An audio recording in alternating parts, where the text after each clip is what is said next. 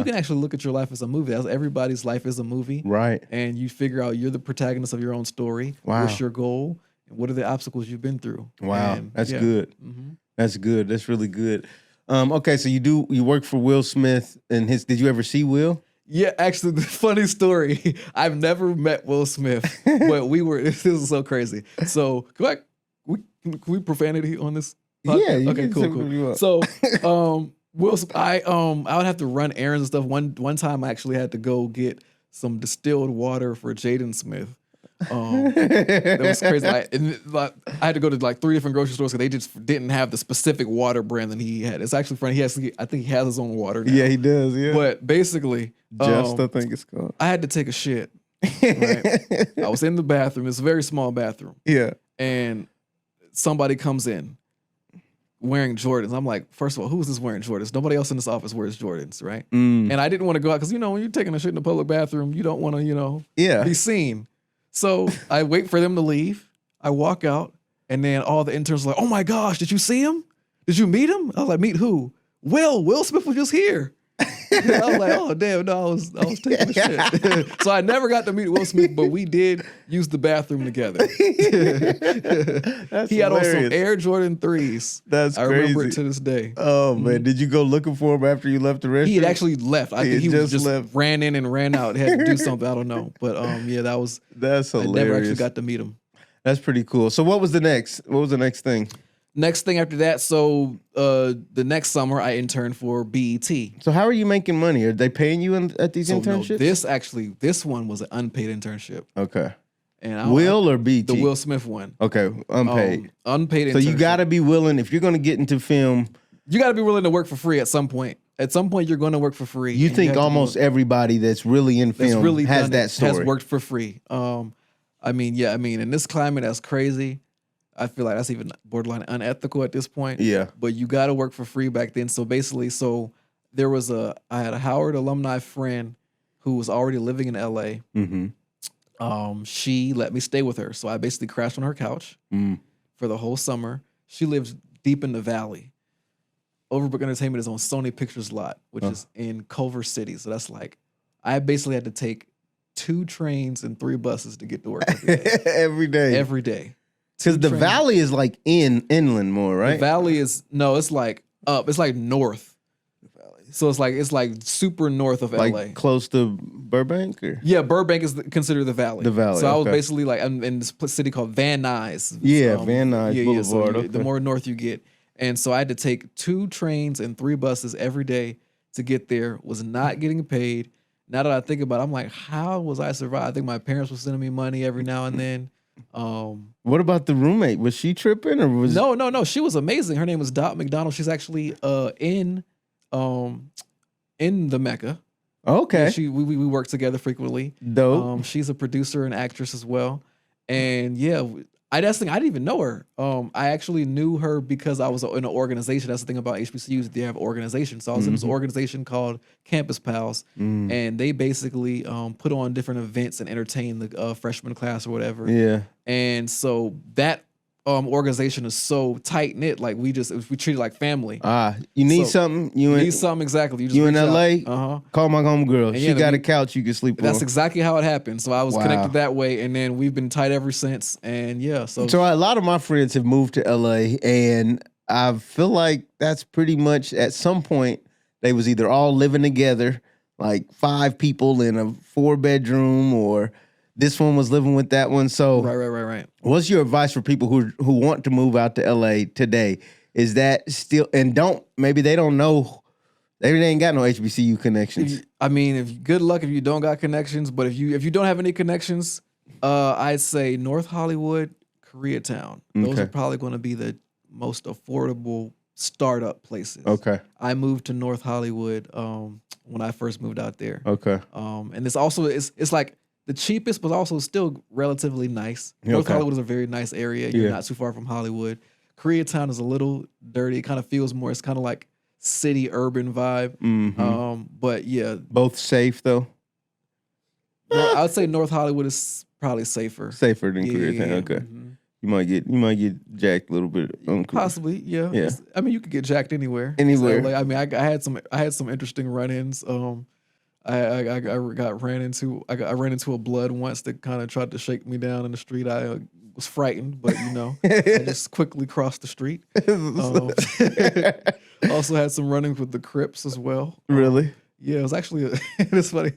It was like a lesbian Crip. I didn't even know that the Crip, was open to all genders. I didn't know they were into diversity and inclusion. But yeah, and she just jumped at me. I just stayed on the other side of the street. I was like, okay. But yeah, it was crazy. I definitely had those experiences. I got punched on the subway once in LA. Really? Yeah, I was just waiting on the train. I thought the dude was a blood because I had on an all red a Mecca University crew neck. I have merch for Mecca University.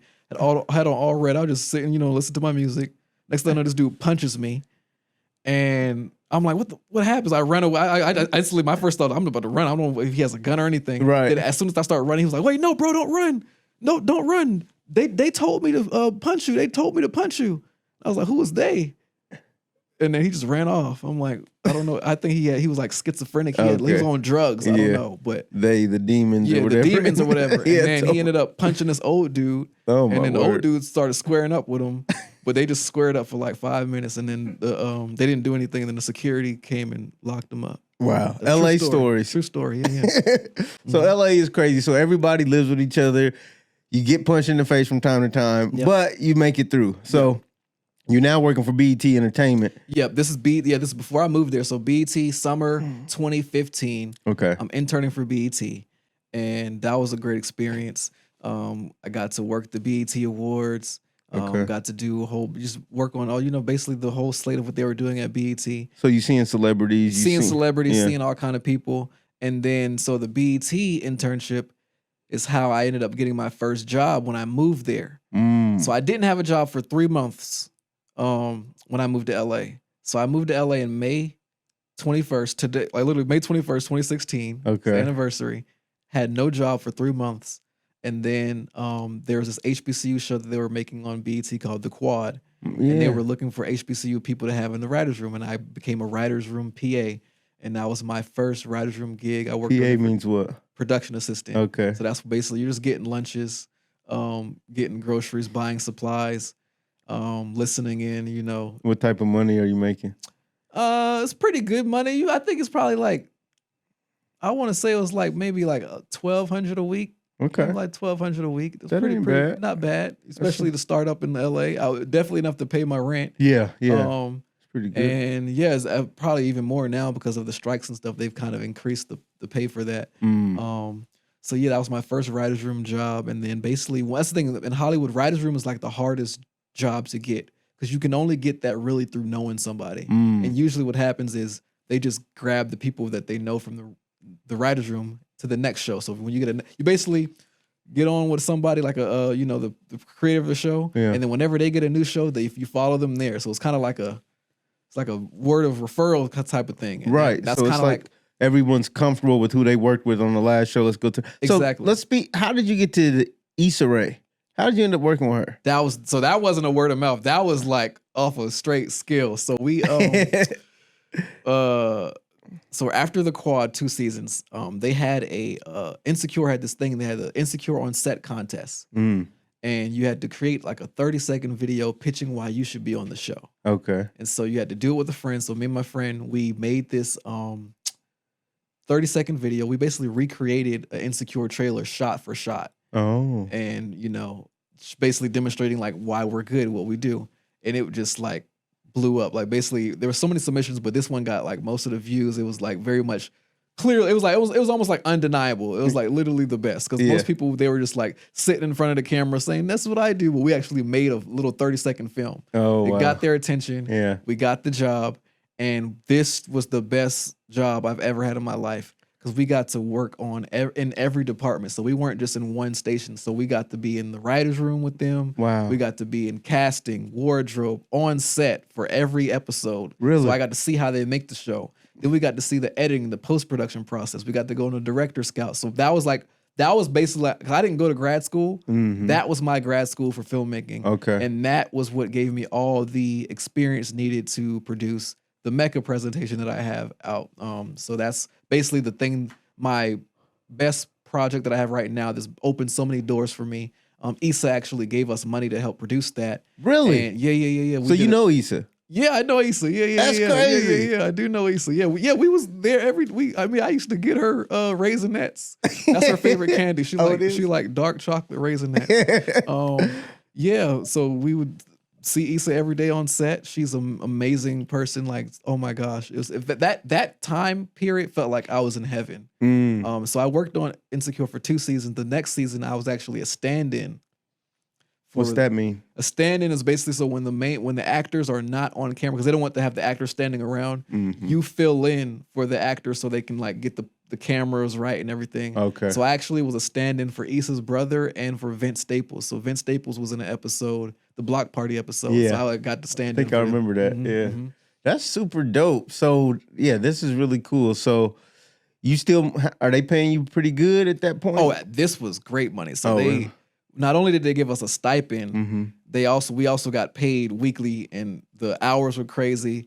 This was really great. This is actually how we funded the Mecca. Mecca. So used all the money I made from that to fund the Mecca. It was really what I said. Not all the money I made. I actually used. I got a new apartment. I actually got to get some real good footing in LA with that. But we took $5,000 and shot the Mecca on a $5,000 production budget.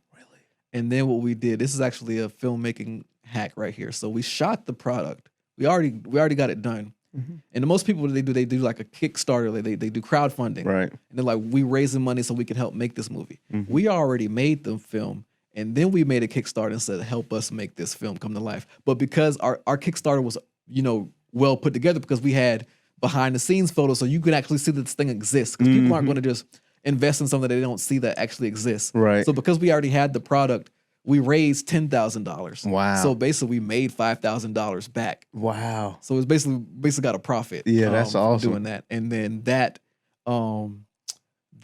presentation is a 15-minute film, opened so many doors.